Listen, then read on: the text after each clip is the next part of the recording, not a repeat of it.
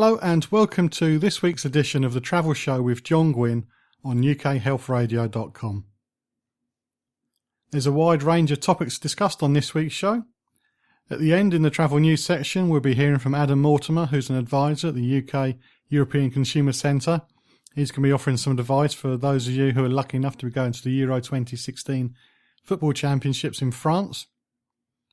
We'll also be hearing about travel insurance when I speak to Ant Clarke-Cowell, who's the Director of Customer Experience at Holiday Extras, an award-winning holiday travel insurance company. We'll be speaking to a cancer expert who's also a presenter on UK Health Radio, Joni Aldrich, and she's going to be talking about suntan lotions, and we're going to find out whether they're actually safe or not. Can they be a cause of problems instead of prevention? And also have a guest, my first guest this week, who's somebody who was diagnosed with skin cancer and used to be a heavy user of suntan beds and liked to do sunbathing. We're going to find out her story. So as I said, my first guest this week is somebody who had skin cancer. Her name is Ashley Paton. She's from Scotland, and she was sent my way via Macmillan, because I was looking for somebody who had skin cancer, and they suggested I speak to Ashley. She was diagnosed and she had some treatment, but I'm not going to tell you too much about her story. She'll be telling it about it herself. Just that we've seen on following on from last week when we talked about somebody's view on what you should and shouldn't wear when you go out sunbathing. I wanted to add to the information available to you. So as I say, my first guest is Ashley, and we're going to find out how important it was for her in the past to have a suntan. It was very important. It still is. I still fake tan. I like to look brown. I always have. I used to use sunbeds, but I don't do that anymore. How much time did you spend sunbathing? Any opportunity I could. When it was nice weather, I'd be out in the sun. Did you use a high-factor suntan lotion, or did you try and rush the tanning process by using cheaper stuff, or nothing at all? I used to use carrot oil with nothing in it. Yeah. It would just be like a tanning oil I would put on. Okay. I'd use that here and abroad. But you felt that was good at the time to use, that worked for you to get your tan? It always got me really brown. When you went away on holiday, was that the main activity, just lying in front of the sun? Yep, just sunbathing, chilling out next to the pool. Many people do. Yep. So how old were you when you first started to use sunbeds? I was probably about 17 or 18 when I started using them. I didn't use them all the time, but I kind of used them on and off. Throughout the years, I would go for a wee spell of them, and then I would not use them for maybe 6-7 months, and then I would hit them again. But I was about 17 up until just about 2 years ago. How long did a session last on the beds? I was usually about 15 minutes. Yeah. Did you use the same oil on the beds, or did you go without anything? I would use the lotions that you can buy in the sunbed shops. Okay. I've never been in one, so I've no idea what you can get. I've got a massive bald head, and the last thing I want is to have funny marks on it. Because I'm bald, if I wear sunglasses, I get the white marks across my face. The white marks, It's really embarrassing. I can't comb my hair over it, so it's just lots of big floppy hats. So when did you first notice that something wasn't quite right with part of your skin? It must have been about 2 years ago. Just after I had my wee girl, I noticed that on the bottom of my back, one of my moles was itchy a lot. I thought it was just my clothes rubbing off it. It wasn't like misshapen or anything, so I just didn't really think much of it.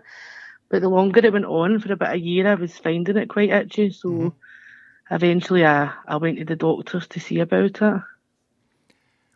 The doctor had a wee look at it and said to me that he didn't actually think that there was anything wrong with it. There was nothing to be worried about. But he told me if I wanted to, he would refer me up to the hospital, which obviously I asked him to do because it was really itchy.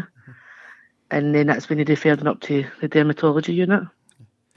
So it was your actual decision to get it checked further, it wasn't down to the doctor?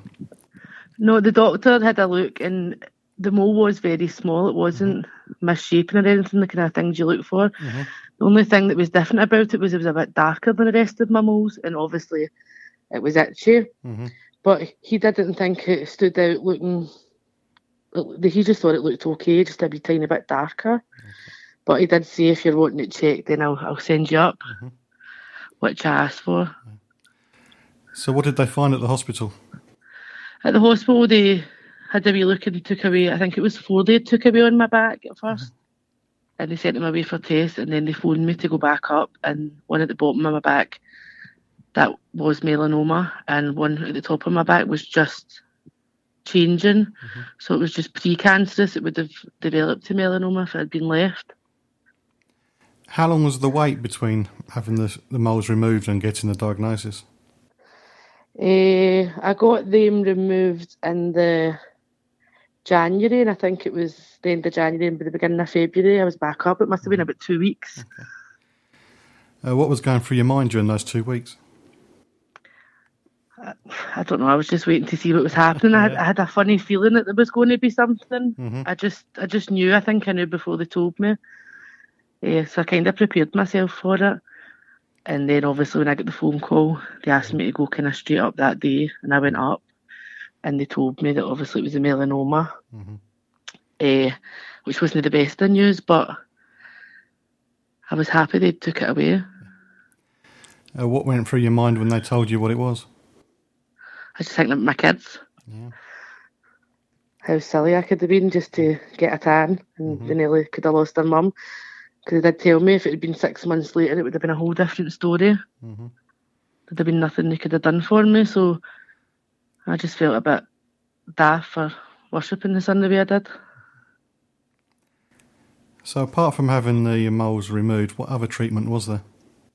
There is no other treatment for melanoma. You can only have them removed. If it's non-melanoma skin cancer, then there's a range of treatments you can get, some different things, but my particular cancer, the only thing they can do is cut it out before it goes too deep. You're listening to The Travel Show with John Guinn on ukhealthradio.com. Still to come on the show, we're going to find out why you should have travel insurance. There's going to be some consumer advice for those travelling to France for the European Football Championships. And we speak to a cancer expert about suntan lotions and what you should look out for. But at the moment I'm speaking to Ashley Paton.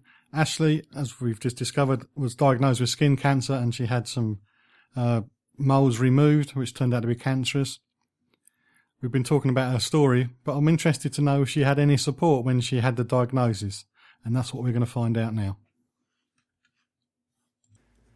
Did you have any support once you got the news about Yes, as soon as I got told, as soon as I got diagnosed, straight away I was introduced to Wilma Ford, my Macmillan nurse. She gave me, obviously after it, she went into depth about everything, told me all about skin cancer, because I didn't really know nothing about it. She told me sites to get holiday insurance if I was going abroad. She told me the best sun creams to use. She gave me loads of leaflets. She gave me a number to contact at any time I wanted. And she also put me forward for doing the Sun Awareness Week. So I was in the evening times and stuff as well. But she's there for me whenever I need her. I've got a number, I could just call her. So you can still call her even now, 2 years later? Yeah. Yep. That's good. Did you find the help really useful? Would you have been lost without it? I think when I first got diagnosed, I was a bit in shock. So when I went in to see her after it, I was able to kind of think about what to ask her and things, because I hadn't really, when they told me and they were asking me if I had any questions, I think I just kind of went blank. So after I got in to see her about an hour later, it was better for me to sit down and actually speak about it, because I had time to kind of process it. And also my mum was with me, so it gave her a chance to get into her as well, which I think helped her a bit, because she was really upset when I got diagnosed. But they gave me loads of information on it and loads of leaflets away, and obviously I could phone her whenever I wanted, and she phoned and checked up on me a few days later and things like that. So moving on, do you prepare your children differently now when they go out in the sun, or did you always cover them up more than you covered yourself? Yeah, I did. I always put factor 50 on them, and that's what she said to me. Why would you do that for them and not yourself? Yeah. But I definitely am more wary of them being in the sun for long times and long amount of times and things like that. I've always put factor 50 on them, but I'll probably reapply it a lot more than I used to. And make sure they're not in it for too long. Do you use more factor 50 on yourself now instead of the old? Yeah. In Scotland, I've always got like factor 30 on, and if it gets really hot, then it would be the factor 50 I get on, like the weather it is just now. Or I just sit in the shade. My in-laws are from Elgin. They say it always rains. I can't believe it gets warm up there. It's warm now, but I just sit under the shade. When you're out and about with your kids, the playground or to and from the shops, do you feel that other parents aren't as careful as you when it comes to covering their children up? I think the majority of parents probably do nowadays. I don't think so much when I was younger. Yeah. Like my mum didn't put sun cream on me when I was younger. They didn't really do that. But I think parents nowadays are a lot more aware. But I do think some could probably be more aware of it.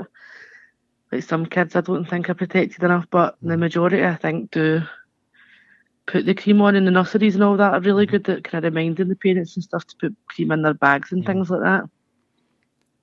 So has your story changed the way that your friends act in the sun and how they use sunbeds? Yeah, a lot of them have stopped using sunbeds altogether. Some of them still do go for them, but quite a lot of them have stopped. And also my aunt, she was a total sunbed goer, and she actually went and got something checked on her head, and she'd known melanoma cancer, so it made her get checked and find that in time, and she doesn't use sunbeds at all now. So finally, what advice would you give to others when it comes to getting a suntan?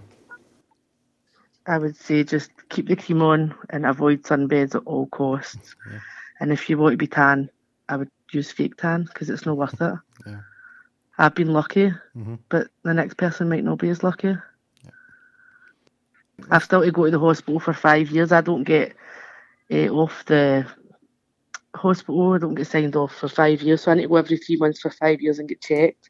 I need to check my lymph nodes every few weeks to make sure that none of them have come up and nothing has spread. So it is quite a worrying thing. So even though they were removed, you've still got this ongoing checks for... Yeah, I've got it for 5 years. Yeah. And that's me just a year now I've been, so 4 years left. Yeah. Then that'll be me. Well, thank you for sharing your story, and good luck with the next 4 years' worth of tests. Thank you very much. As I mentioned at the beginning of the show, Ashley came to me through the Macmillan organisation, and they've asked me to say that skin cancer can be as dangerous as any other types of cancer. If you have any concerns or questions, visit www.macmillan.org.uk/skin, or you can call Macmillan free on 0808 808 0000. So if you've been affected by Ashley's story in any way, the contact details are as I've given, but of course I will be posting them at facebook.com/John Guinn Travel Show. Just look for the post for the 2nd of June show, and Macmillan's details will also be listed there. If you've had any comments or any other feedback on Ashley's story, you can also post a message at the Facebook page as well, and I can mention that on a future show. You can follow me on Twitter at holiday_hut. Still to come on the show, we're going to find out about problems that can be caused by suntan lotion. Also, there's going to be some consumer advice for those travelling to France for the football. But first, travel insurance. When I first started going on holiday, I used to go to the travel agent. I used to book a holiday, and they always said, you can only have this price if you have our travel insurance. The practice was a bit shady, to be honest, but at least it meant that everybody had travel insurance. Just after I started my own business in 2004, the rules for travel insurance changed, and it became more complicated for travel agents to sell travel insurance.